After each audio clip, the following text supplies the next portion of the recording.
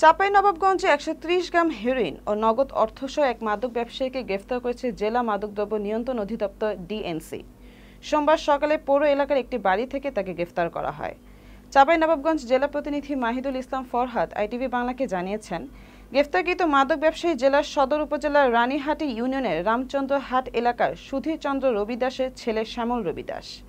এই বিষয়ে জেলা মাদকদ্রব্য নিয়ন্ত্রণ অধিদপ্তরের উপপরিচালক চৌধুরী ইমরুল হাসান দুপুরে গণমাধ্যমে প্রেরিত এক সংবাদ বিজ্ঞপ্তিতে জানান, গোপন গোয়েন্দা তথ্যের ভিত্তিতে ডিএনসি জেলা কার্যালয়ের ক সার্কেলের পরিদর্শক মোহাম্মদ ইলিয়াস হোসেন তালুকদারের নেতৃত্বাধীন একটি চৌকস আভিযানিক দল সোমবার সকাল ৮টায় পৌর এলাকার মিস্ত্রিপাড়ায় বাবুর বাড়িতে অভিযান পরিচালনা করে। এ সময় বাড়ির ভাড়াটিয়া শ্যামলের ঘর থেকে নিষিদ্ধ মাদক ১৩০ গ্রাম হেরোইন এবং নগদ ৬৩,৪১০ টাকা এবং হেরোইন পরিমাপক যন্ত্র উদ্ধারসহ শ্যামলকে গ্রেফতার করা হয়। গ্রেফতারকৃত আসামি বিরুদ্ধে মাদকদ্রব্য নিয়ন্ত্রণ আইনে চাঁপাইনবাবগঞ্জ সদর মডেল থানায় মামলা দায়ের করে আদালতের মাধ্যমে জেল হাজতে প্রেরণ করা হয়েছে।